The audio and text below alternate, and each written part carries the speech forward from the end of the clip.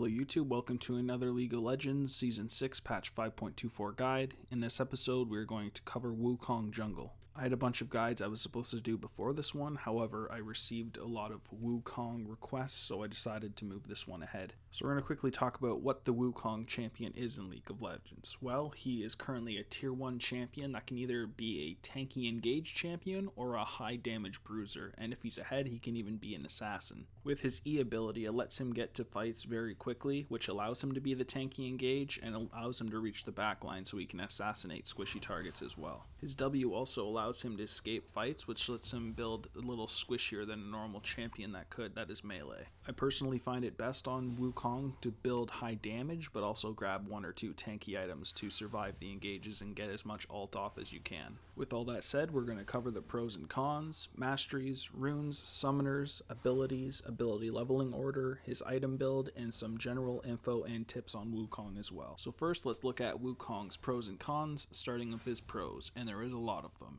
And of course, this is because he is the king. He is Monkey King. The first pro Wukong has is that he's a strong duelist. This is great because it allows him to fight other junglers that try invading him, and he can usually win the fights.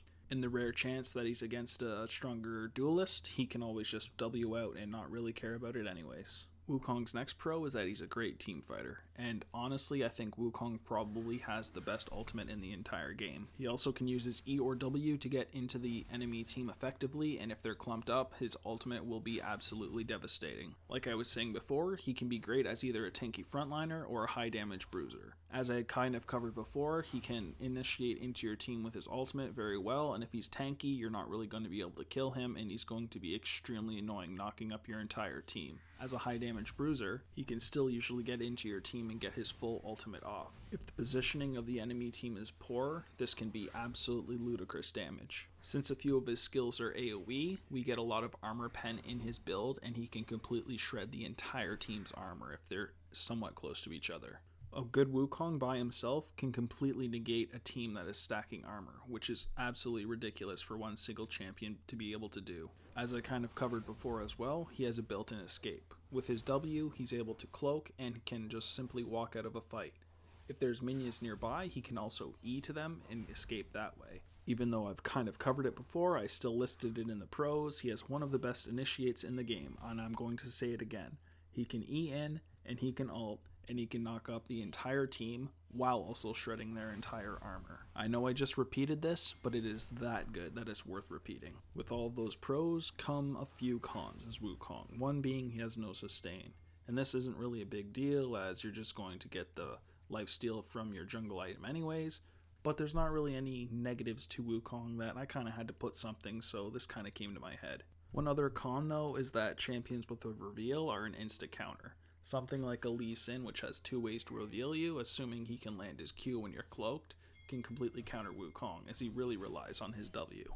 If you're really good with faking your W though, this may not matter that much in the game. Next we're going to look at Wukong's masteries, which are 12 ferocity and 18 cunning. And you guys are probably noticing a pattern where I'm grabbing 18 cunning all the time, and that's because Thunderlord's Decree is really OP.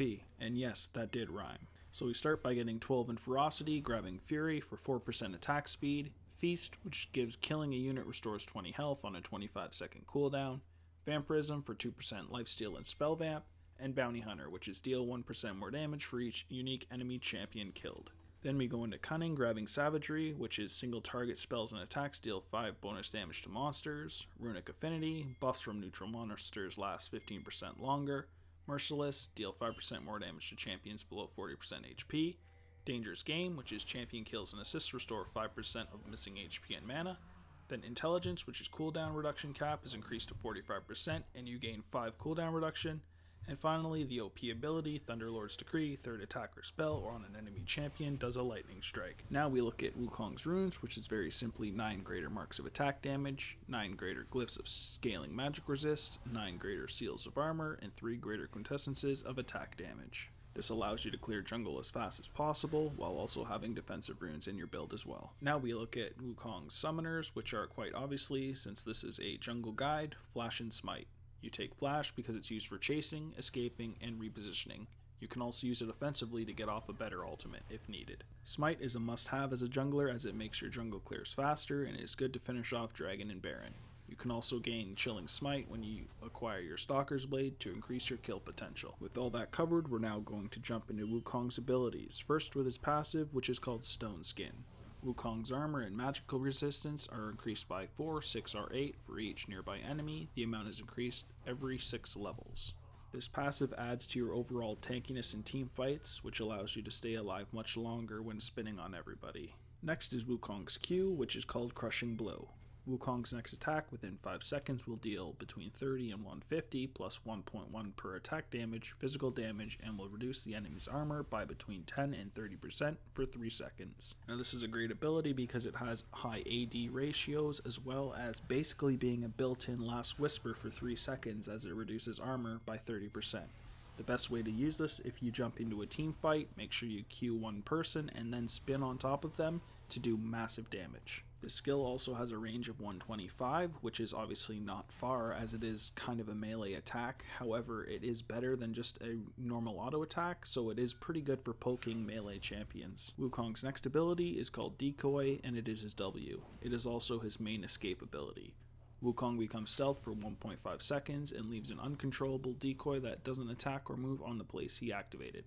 The decoy will do between 70 and 250 plus 60% of ability power magic damage to nearby enemies after 1.5 seconds. The cost is between 50 and 70 mana, and the cooldown goes from 18 to 10 based on the rank.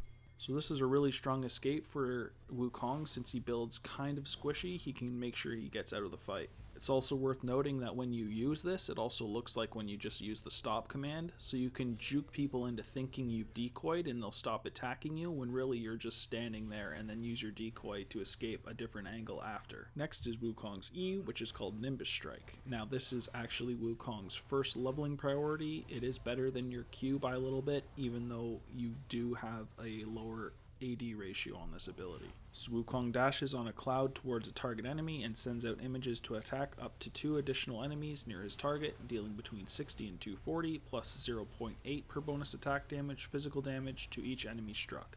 He also gains between 30 and 50% attack speed bonus for 4 seconds after using this skill. So the range is 625, the cost of mana is between 45 and 65, and the cooldown is always 8 seconds. So there's 2 reasons we prioritize this over our Q, even though the AD ratio is less. First, this AoE's in the jungle, which is way better, and 2, it does provide a lot of attack speed, which actually makes it do more single target damage than your Q, even though the AD ratio is less. This is what also makes you a great initiator, as the range is 625, which is pretty decent, which allows you to get your ultimate off much easier. Now for Wukong's ultimate, which is called Cyclone, and it is either the best ultimate in the game or pretty damn close. Wukong's staff grows outward and he spins it around for up to 4 seconds, dealing 20 to 200 plus 1.1 per attack damage every second, and knocks up enemies once per cast. Wukong gains an additional 5% movement speed bonus every half second for the duration of this spell. With the bonus disappearing once he stops spinning, Wukong cannot attack or use other abilities while Cyclone is on, but he can deactivate it at any time. Maximum total physical damage to a single target is between 80 and 800 plus 4.4 per attack damage. The cost is 100 mana at every rank, the cooldown is between 120 and 90, and the range is 325. As you can see, if you get the full duration off on multiple people, it is ridiculous damage considering you're also lowering all their armors at the exact same time. This skill alone is easily what puts Wukong into a tier 1 champion. Wukong's able to E in, get his full ult off, and then simply W out with no damage taken if needed. The cooldown's also rather low for being an ultimate in this game, which means you can get it off in every single team fight pretty much. Now with every ability covered, we're going to look at his ability leveling order. And first, of course, is Cyclone, which is his ultimate. You take it whenever you can, meaning 6, 11, and 16. Next is Nimbus Strike, which is your E. You take it at level 1, and it is your main leveling priority. So you take it at 1, 4, 5, 7, and 9. You follow this up with Crushing Blow, which is your Q. You take it at 3, and it is second in leveling priority. So you take it at 3, 8, 10, 12, and 13. Finally is Decoy, which is your W. You take it at level 2, and it is last in leveling priority. So you take it at 2, 14, 15, 17, and 18. Now we're going to look at Wukong's item build, which starts with a Hunter's Machete and health pots. We then follow this up by getting a Stalker's Blade with the Warrior enchantment, Merc Boots, Black Cleaver, Dead Man's Plate, Ravenous Hydra, and finally a Lord Dominic's Regards. It is worth noting, however, that this does only give 30% cooldown reduction, so you may want to replace Ravenous Hydra with either a Ghost Blade or Trinity Force for the extra 10% cooldown reduction, so you do have max. Aranduin's Omen is also a really good pickup, as you can activate and slow people before you ultimate to make sure they have to sit inside. I personally really like having a Ravenous Hydra in the build, as well as the Dead Man's Plate for some extra survivability, so I'm okay missing 10 cooldown reduction, but some people may not want to. First thing I would replace is the Merc boots if they weren't needed, with the 10 CDR boots, and then follow this exact build, and you would also have max cooldown reduction that way. That's pretty much it for this guide. I hope you really enjoyed it. In conclusion, Wukong is a tier 1 champion that can completely wreck teams. Make sure you build lots of armor pen and damage, and then jump into enemy teams and completely wreck them. Decoy is also an extremely fun skill to screw around with, making people think you've actually used Decoy when really you're just sitting there. It's also worth noting that Wukong is also an excellent mid and top champion. He can go anywhere, and the stuff in this guide can be used for those as well. The only thing you need to do is replace the Stalker's Blade with something like a Trinity Force that also has 10 cooldown reduction on it. Please like and subscribe if you guys enjoyed this video. I will be having many more videos coming out as well. If you guys have any champions you'd like to see guides on, please also leave those in the comments, and I will be sure to do those shortly. Thanks again for watching.